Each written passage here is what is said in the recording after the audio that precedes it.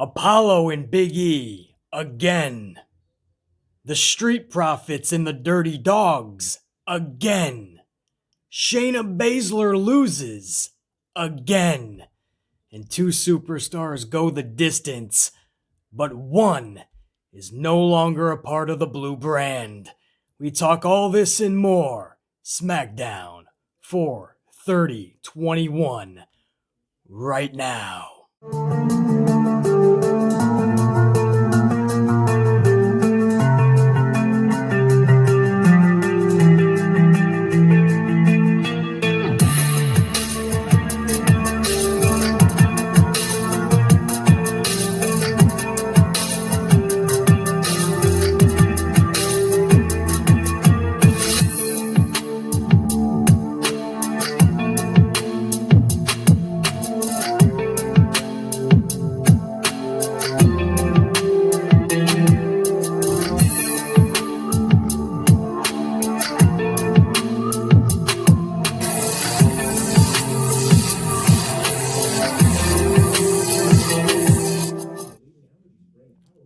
What's up, unit?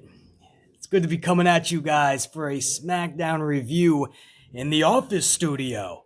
I don't get to do these SmackDown reviews in the studio often. Usually we're out traveling and we're hooting and hollering in the motor vehicle for SmackDown on the weekends.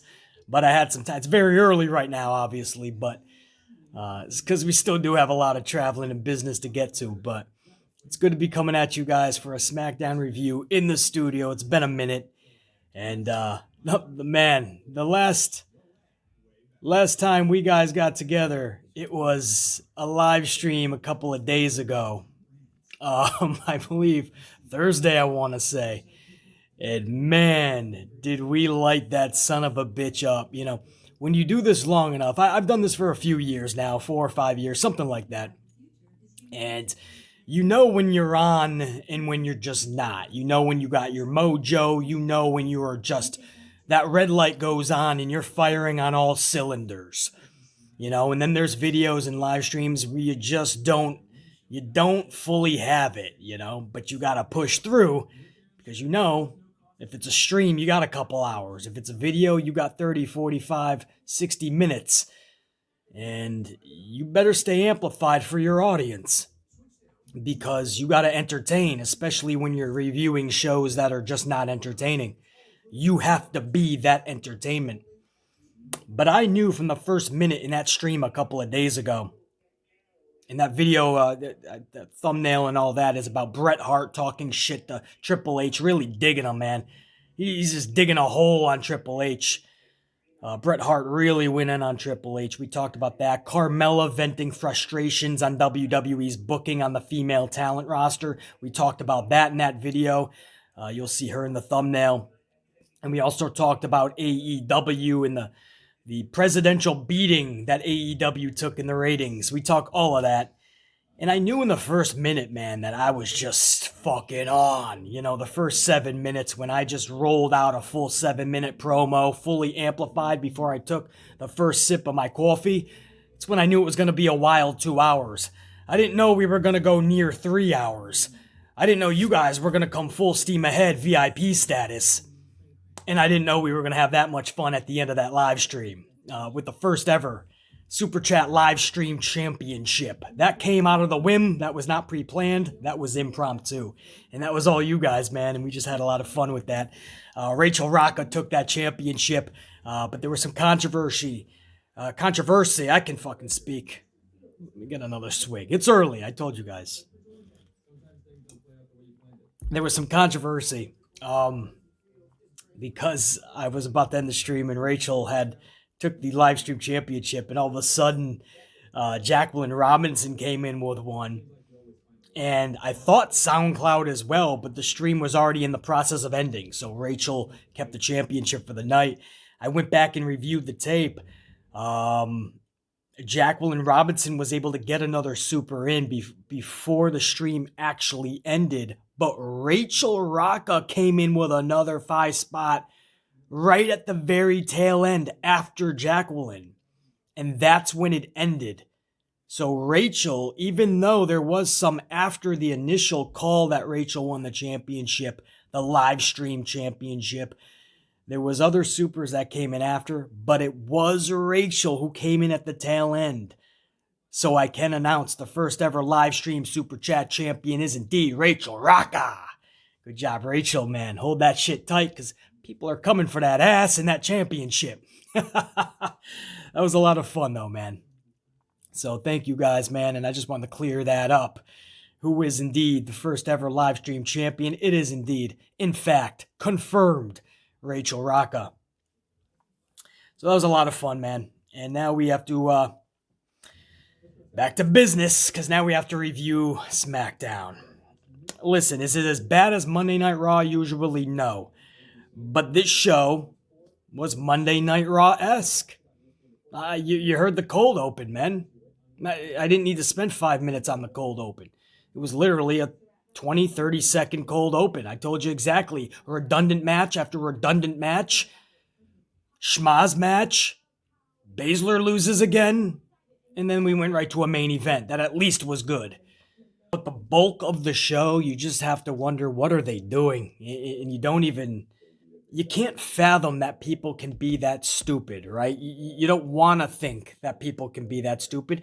But on the other hand, you can't even fathom that people can be that fucking dumb, especially under the guise of a billion-dollar company. They must be doing something right? Many things right. But when it comes to the actual product and the repetitiveness, the nauseating redundancy that their fan base, their tried and true fan base, is experiencing, and voicing out their displeasure and saying, dude, can you please use creativity? Can you stop the bullshit? Can you change this and that? And they don't want to listen. So it comes down to one or two things. Either one, they literally are that stupid. Again, you don't want to believe that. But it's either they're that stupid, or two, they're just trolling their tried and true fan base. They hear us and they're just too stubborn, or just straight out trolling. But in the end, the ratings are going to keep on dipping the way they've been for 10 plus years. So in the end, they're only going to hurt themselves. Unfortunately, the tried and true fan base, you, I, the majority of us, we're also getting hurt in the process because we don't get the WWE that we once fell in love with, right? Because I'm pretty sure the majority of us, we tune in every week, every show out of habit and hope. Habit because we have been watching since we were little kids. It's trained in our way of life. Monday night, gotta watch Raw. SmackDown's on. Friday night, Tuesday night, Thursday, who knows? That show has changed every fucking night. But you know, SmackDown, alright, gotta catch it. So we're pretty much trained at a young age, man. So that's the habit part. And we watch out of hope, hoping that it's going to get better. Hoping because we believe in our professional wrestling and we still believe in WWE no matter how fucking tragic it has gotten. So every time a show starts, we have that hope. But by the end of the show, in fact, it takes really the first segment usually, like in this show that we're about to go over. By the end of the show, we're usually left disappointed. Tragically, by the first segment or two, we're pretty disappointed. And we can see the trajectory of a show from the very beginning, right? A show starts and you're hoping that the company has woke up on the right side of the bed and they're going to right all of their wrongs. That's the hope. And then in the very first 2 minutes, the very first minute, you realize this is going to be the same fucking show we've been seeing every week, every month, every year for the past 15 fucking years. Anyway, that's a side rant into this redundancy show. Because this show starts off the same way most of the shows start off, with complete redundancy to the most nauseating of levels. And you know what I'm talking about. This is one of those deals where a bunch of wrestlers hit the ring and they form an impromptu match. In this case, it was Bayley, Bianca Belair, the Street Profits, and the Dirty Dogs, Robert Roode and Dolph Ziggler. Now, in the end, Ford eventually pins Roode, but who gives a shit? The fact that they all came out there individually at separate times and talked a bunch of shit like a bunch of junior high kids, and then they formed an impromptu match, which makes a fan that wants to believe the show that they're watching. What was planned for the show if all of these individuals didn't go out there, bicker, and then form an impromptu match? What did they have planned? When this happens every fucking show, you literally, not just in real life, but storyline-wise, you see this company has no fucking direction. Not even in the make-believe world of wrestling. Can you believe that the show has direction? So who cares about Ford defeating Rude? I don't care who won this match or how they won it. This was a 6-person schmaz for no fucking reason. This is so bad. This is so boring. It is always the same thing, and there is never anything new. Individual, tag team, maybe another individual, and we set up a schmaz match. And we start the show every fucking week that way. Sometimes it's Raw and SmackDown, but it's at least one show every fucking week. If it's not the start of the show, you'll start the second hour that way.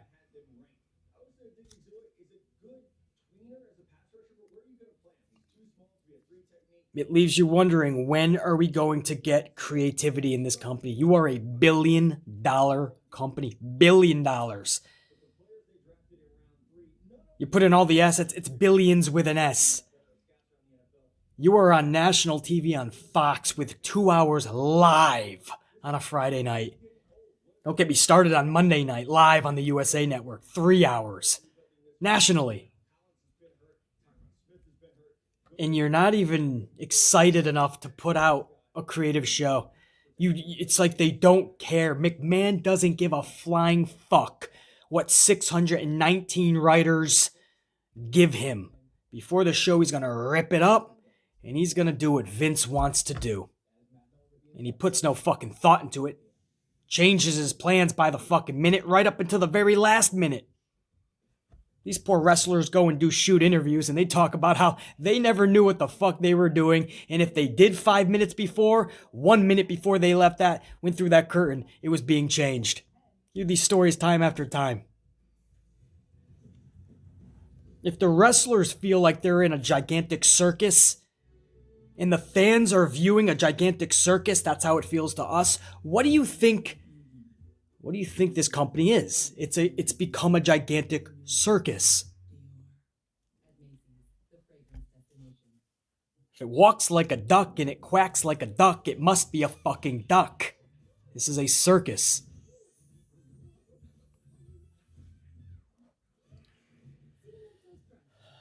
Anyway, that's the start of the show. I'm just done with person coming out, another person interrupting, another person interrupting, another person interrupting, and then we get a holla holla playa impromptu match. I'm fucking done with that shit, man. They've played it into the fucking ground. It makes the fan base want to put their dome piece through a cement wall, and if you're able to get your dome piece out of that cement wall, then you go head first into a pit of misery. And if you're able to get your head out of that pit of misery, you then get stomped into a mud hole of depression and boredom. And if you're able to get your dome piece out of that depression and boredom, you're right back into the cement wall. It's one vicious circle when you watch a WWE show. Anyway, Ford over Rude, that is your first half an hour of the program. Was anybody excited? If so, kudos to you, man. Must be awesome to live in that fucking rainbow-colored world. Rose-colored glasses, right? That's what you're viewing the world in. Hey, more power to you. Wish we all could do that, but we want a sense of fucking realism in our product. We want a sense of creativity. We want a sense of care. We want a sense of respect for the business, for the product. Because we're not getting that right now from the old man in Stanford. We move on to Nia Jax and Shayna Baszler. They take on Natty and Tamina Snuka. Tamina ends up pinning Baszler in this match. Now I want you to think about that. Tamina Snuka defeated Shayna Baszler. Think about those words. I'll say it again. Think about it, please. Tamina defeated Shayna. Think about who Shayna is. Think about Tamina for the past 10 to 15 years. You get what I'm saying? Now, Tamina Snuka fans, then of course, they're going to be like, it's her time. She's been in the company for so long. You're damn right. She deserves it. She doesn't deserve shit. She deserves just because you've been somewhere for a long time does not mean you deserve shit. There is an entire roster better than her. People that have been sent down to NXT because the old man had nothing for them. Tragically, Ember Moon.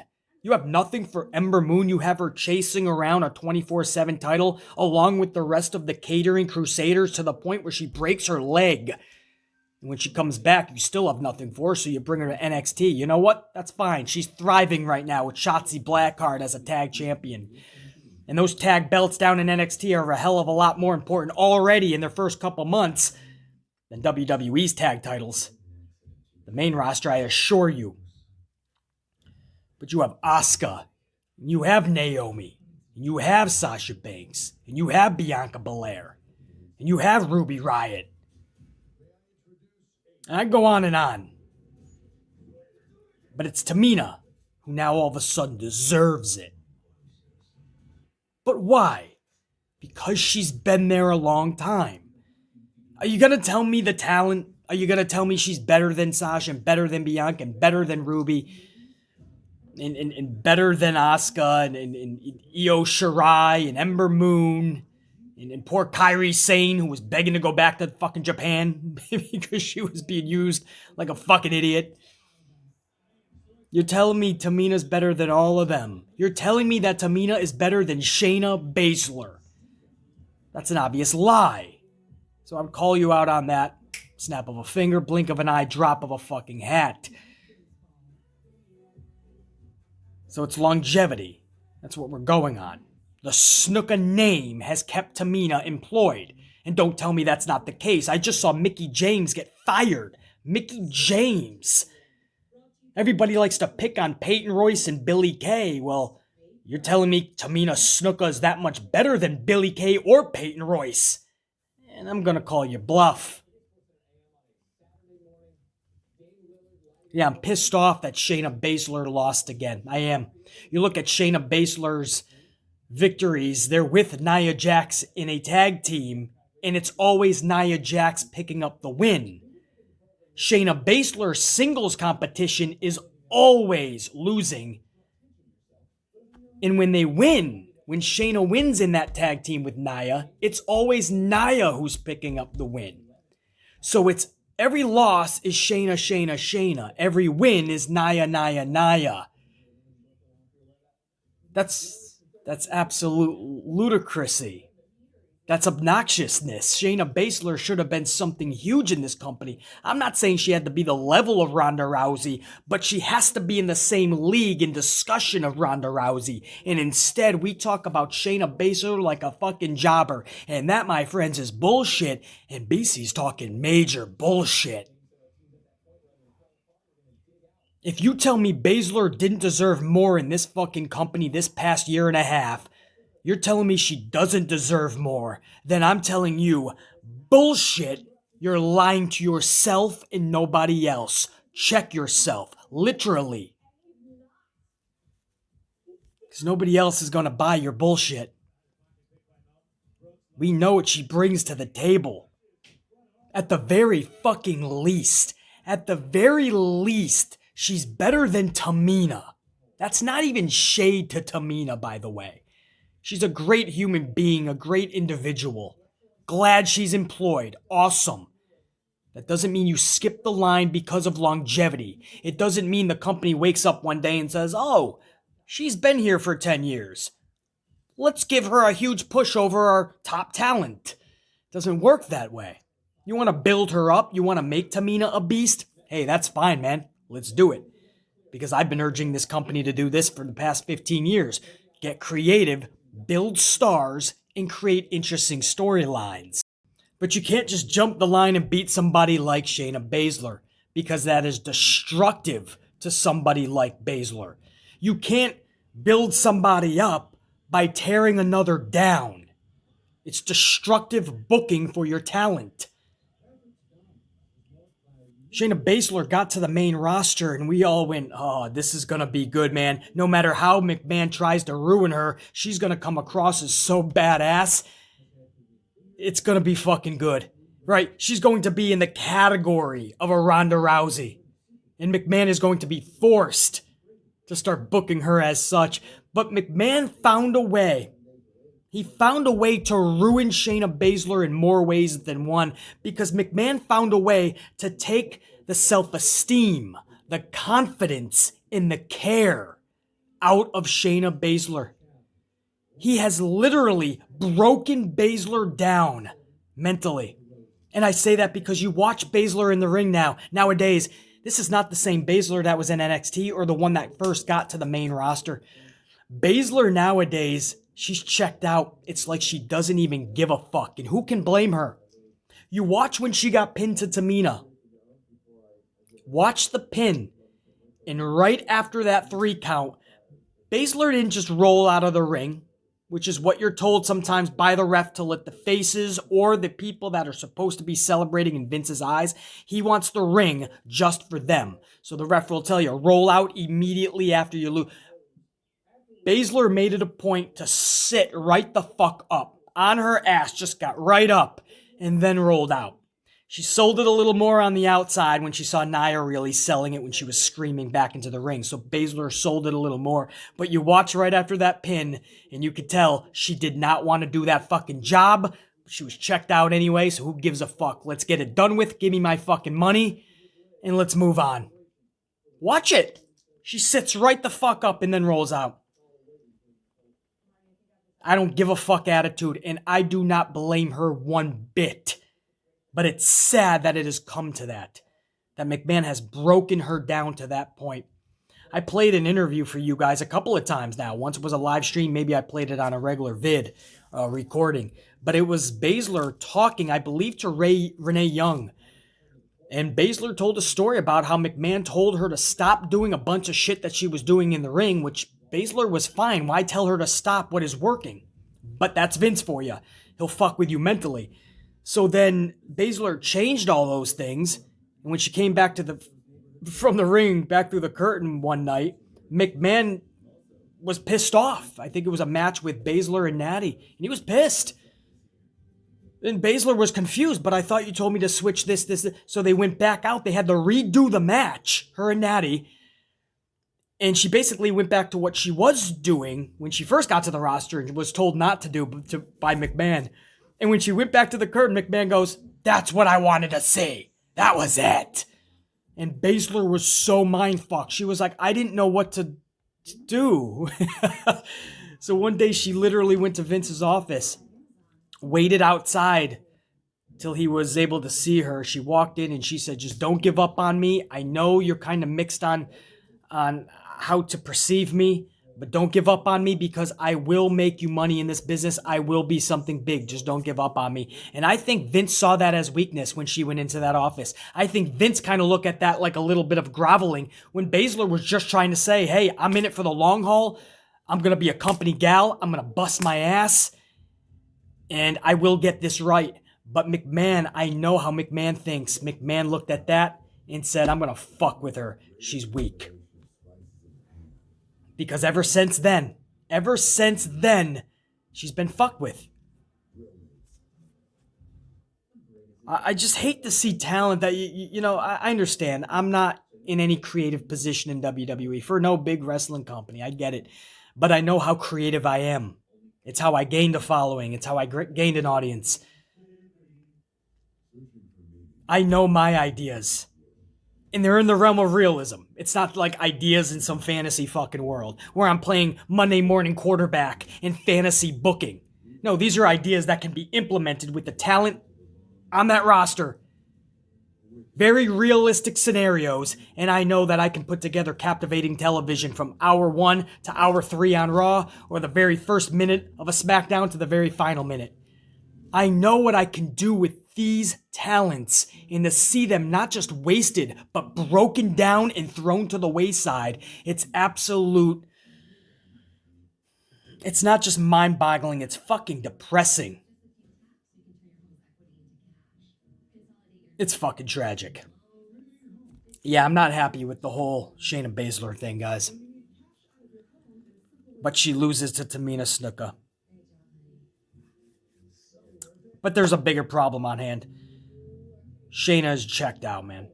Like, how do we get Shayna Baszler back mentally to even give a fuck? You know, I guess it would start with McMahon giving her 2-3 wins in a row. There's a start, right? A little win streak. 2 to 3 fucking wins.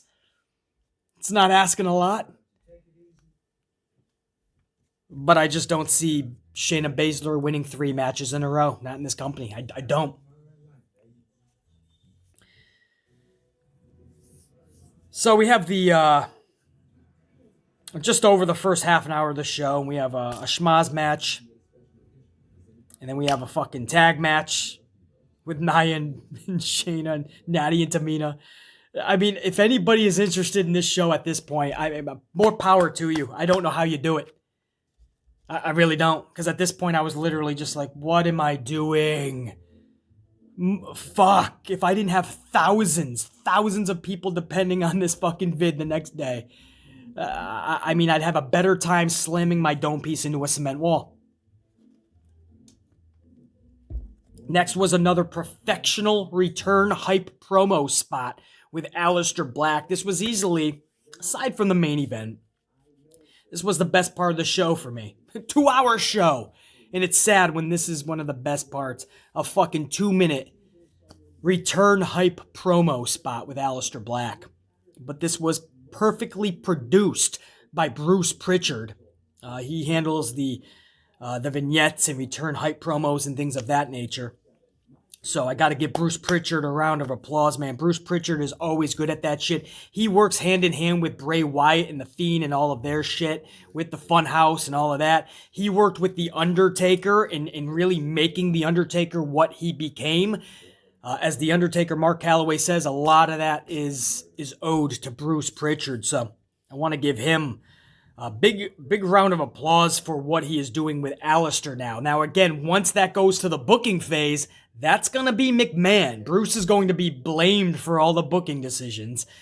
But, you know, there's things to blame Bruce on, and that's with, for instance, Mickie James, right? They had heat because of Nick Aldis, the husband of Mickie James.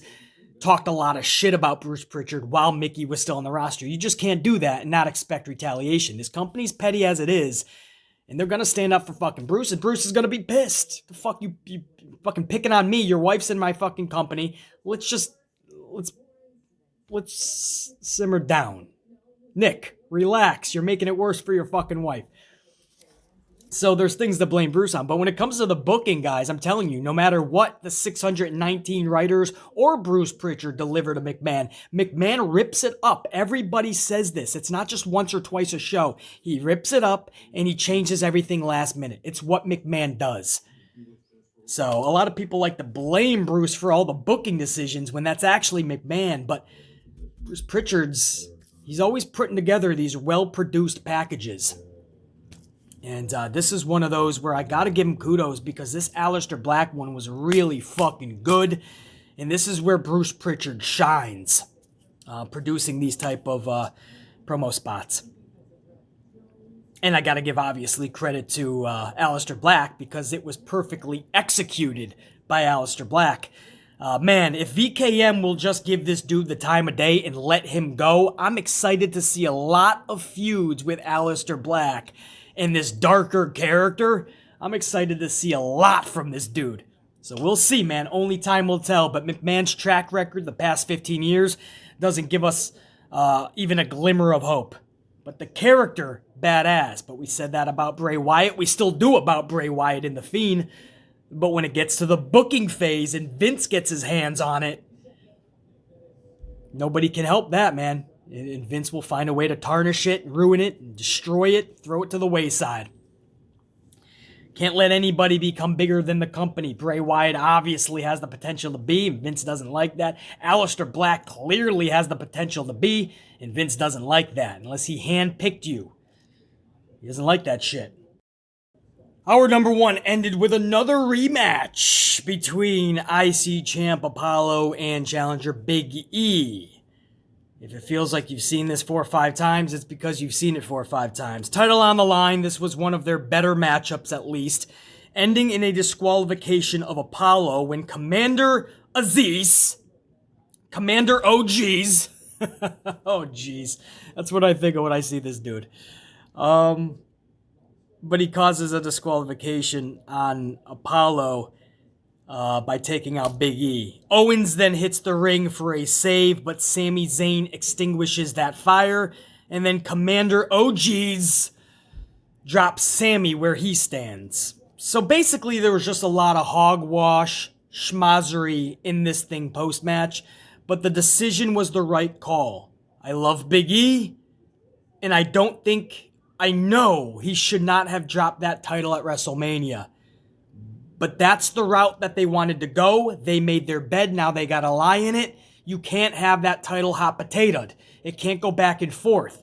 So it would have been an awesome moment to have Big E get it back, but you can't do Apollo dirty now. By having Big E drop that title at WrestleMania, it's a disservice to Big E. He never had a chance to have a real legit title reign.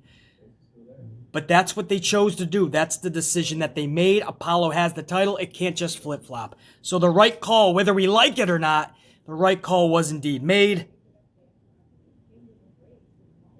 And I don't mind the disqualification with OGs.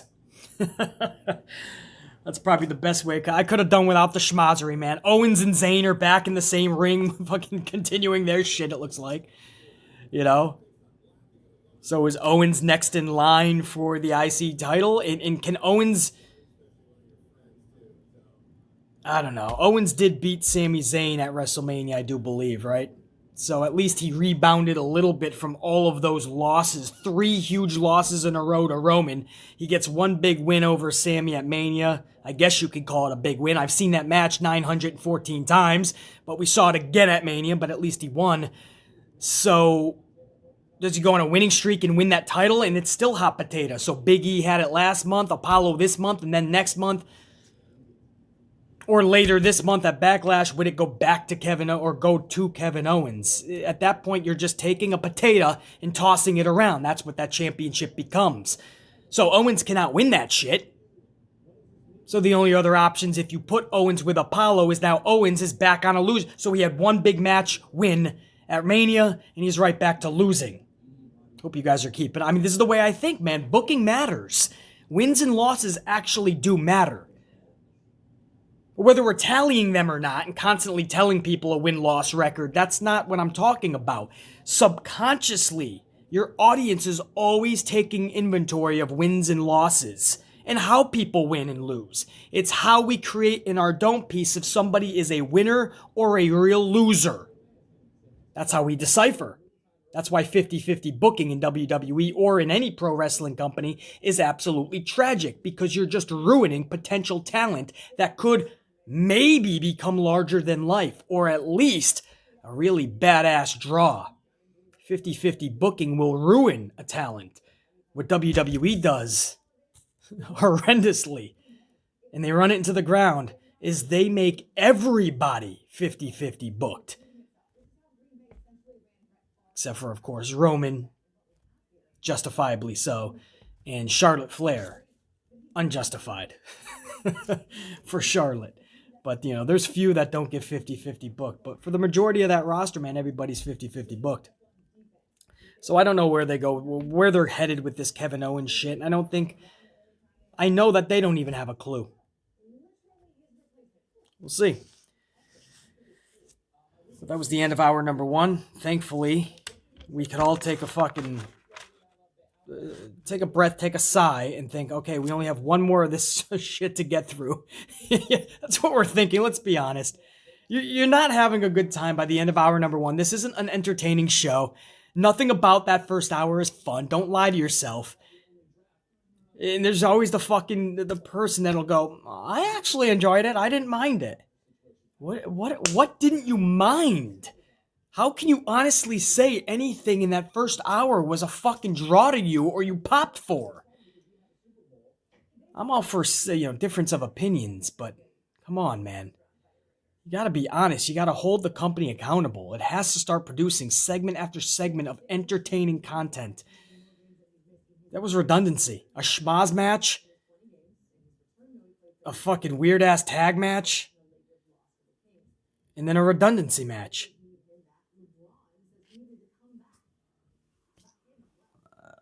Maybe I speak too much fucking truth on these podcasts and fucking videos and live streams. Maybe it's too much truth. Maybe people are so fucking done with the company that they just don't care anymore and they're just trying to be entertained, even if it's not. So they're just giving up. They're just like, I don't even care. There's nothing else on TV. I'm just gonna watch it, and I don't even have the care or the fucking energy, BC, to even voice out anymore. In which case, you know what? I don't even fucking blame you. I really don't. I mean, I truly do not. Second hour is dedicated to the Universal title main event, Roman Reigns versus D-Bry. If D-Bry loses, he leaves SmackDown for good.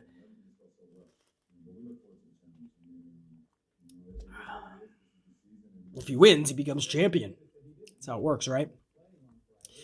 Roman was sporting new music, man. This is huge. It's not earth-shattering in terms of theme music, but it certainly fits him, and I dug it. So for me, it's a huge step in the right direction character-wise. I absolutely enjoyed the switch up on the music. I think, I'm not going to say it's long overdue. I mean, as a heel, the music that he had as a face works. You know what I mean? So, for most people with that type of a character change, you want to say he needs new music. I don't really think he did, though. I mean, that music goes with a heel, but it's refreshing. It goes with this character, and it shows you the direction that he's going in. This isn't the same old fucking Roman. He literally means that whoever gets in his way, he's going to fucking stack you up and take you out. Which is what he did again last night. Good match, just over 25 minutes, so pay-per-view worthy for sure. Don't even feed me any should have been at Mania bullshit, however. But solid match. But not at Mania. I mean, Daniel Bryan, losing streak in 2020. 2021, he continued that losing streak. Couple of losses to fucking Cesaro and a loss to fucking Roman Reigns. So heading into Mania, who the fuck is giving a shit? We thought he was there to fucking eat an L.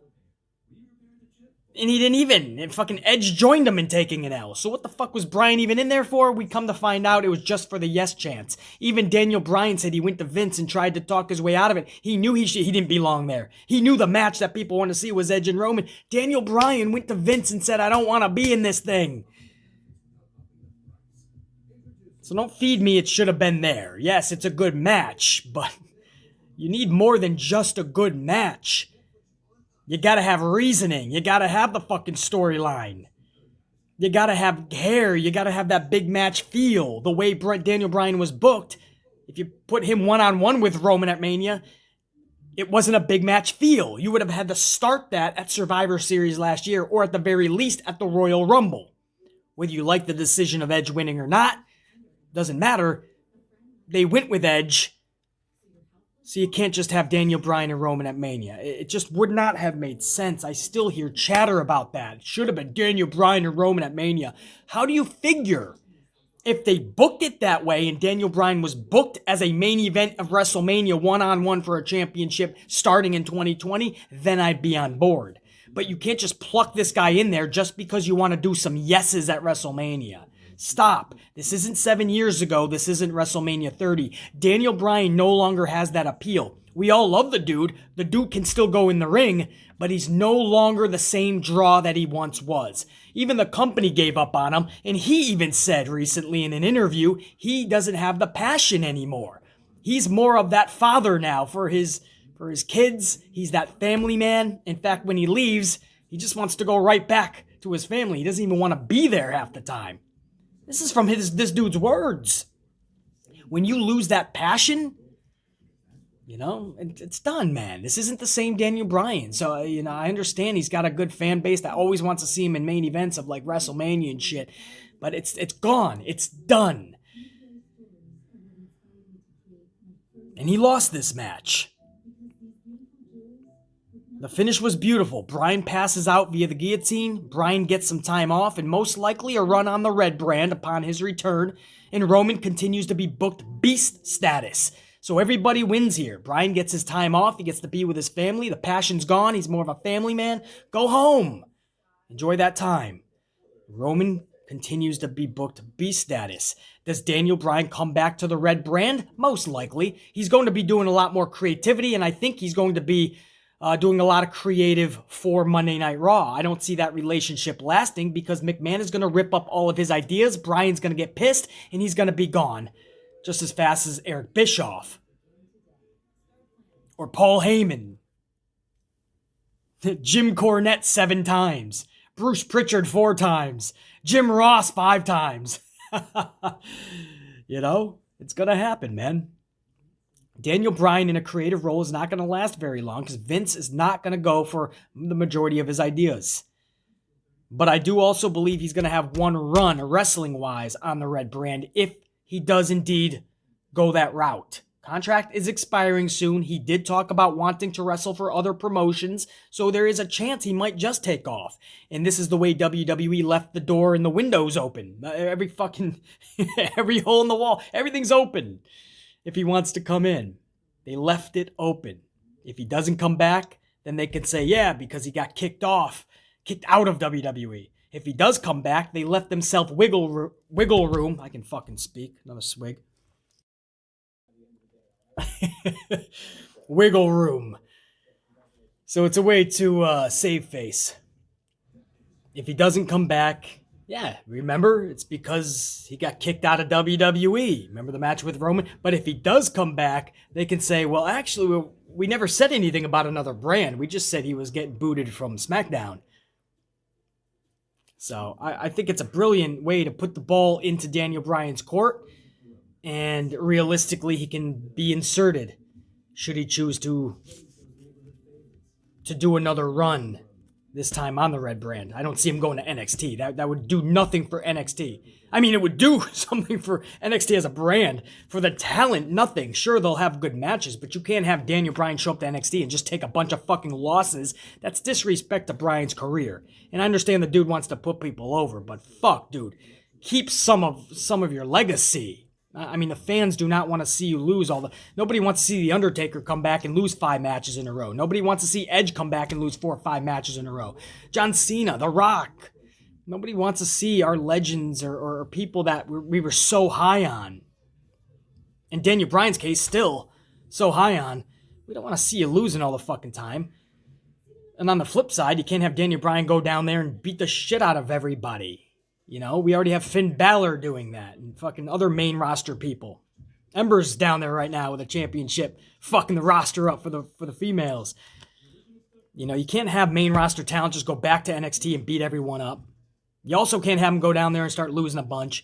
The Raw red brand would be the only place for this dude to end up. We know he wants to get more into the creative aspect of it. If he stays with WWE, this would be the perfect opportunity to do such. I just don't see it working. I don't see how McMahon and him are going to get along on a creative, to find middle ground creatively. McMahon rips everything up, no matter what writer comes to him, no matter what agent, no matter what head, top, suit, and tie. McMahon rips those scripts up last minute, even changes his own fucking plans. 5 minutes before he'll rip it up, come up with something new, and a minute before he'll even change that. And Daniel Bryan's not the dude to do that with. Daniel Bryan will be out faster than Eric Bischoff or Paul Heyman. I'm telling you. I just don't know how it's going to work, man. But Daniel Bryan is off of SmackDown, booted, removed. Now if he's going to stay with WWE, it'll be with the red brand. But he's made it evident that he wants to wrestle in other promotions. His heart isn't in it anymore. He's not as passionate about it anymore. So, I mean, how much do we want to see somebody in the ring he's not into it as much anymore? I mean, it's like watching a shell of somebody, correct? I don't know, man. But wow, did Roman Reigns look like a fucking beast. WrestleMania's beating two fucking dudes. I didn't need to see that. I would have been fine if he just beat Edge. That's it. You know, it was a dream match. I don't want to see Edge lose a bunch, but if you're going to lose against Roman one-on-one in a fucking 25-minute classic, because that's what they should have had, I would have been fine with it. You know, you inserted Daniel Bryan for nothing more than to stack him with Edge. Come on, bro. Not needed. And then last night, man, he passed out Daniel Bryan to end Daniel Bryan's SmackDown career. Roman's got the rocket, and there ain't no going back now. There's no losing for this guy anytime soon. I always said I think Edge should have won it at Mania, and this would have made a more diabolical Roman. Like now he felt disrespected if you even looked at that title. Edge actually fucking took it. This could have been a badass, diabolical heel Roman going into SummerSlam, where he eventually takes it back. That way it's not hot potato. A couple of pay-per-views pass with Edge defeating opponents. At least two, because that'll be two pay-per-views. Roman is annihilating the fucking locker room. A couple of pay-per-views. He annihilates a couple of talents. And then we get that match at SummerSlam again, and Roman this time is not fucking playing. Roman gets it back, so Edge had his moment at Mania, a little title run. Roman gets it back, and this dude doesn't lose it till at least WrestleMania of next year. And that's at least. I felt they should have went that way because everybody would have been helped out a lot more. Roman's heel character could have been much more badass than just keeping the title and resting on Jey Uso as a crutch.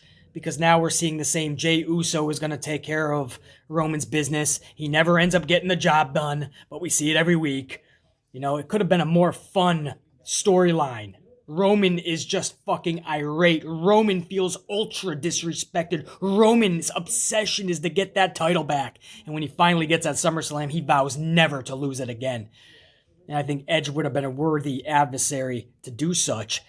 So I would have booked it differently and had a couple of great matches with the two. They decided to keep it on him. We're seeing Jey Uso as the crutch.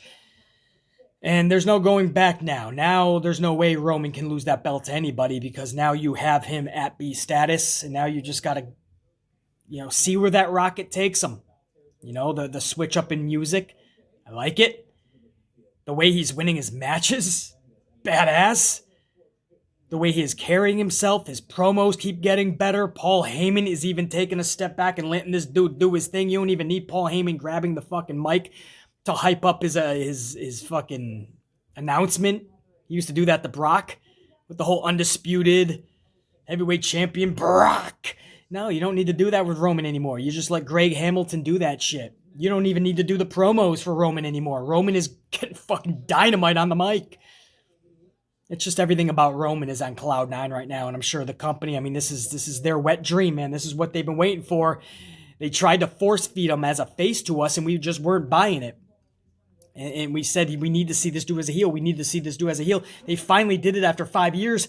We didn't fucking lie to you. We told you this would happen. It's amazing when you listen to your fucking fans. We didn't lie when we said Stone Cold. We're digging this guy. Give him the rocket. And Vince was hesitant for a while, and then finally he's like, all right, all these 316 signs, we just got to give this guy the rocket. Yeah, we didn't lie to you. When Daniel Bryan's yes movement was at its peak, and we said, this is the dude you got to roll with, we didn't lie to you.